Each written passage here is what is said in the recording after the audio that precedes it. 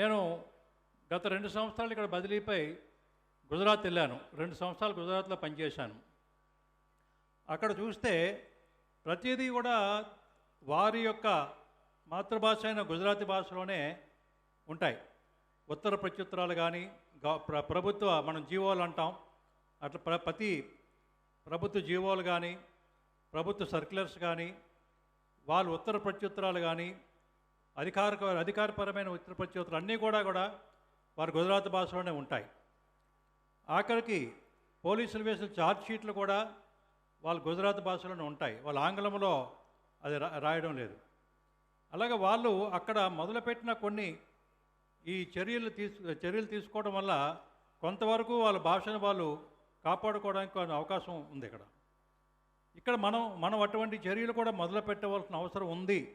మొట్టమొదటిగా ఆ విధంగా చేస్తే కొంతవరకు ఇది మనకు ఉపయోగపడుతుందని చెప్పి నా ఉద్దేశం.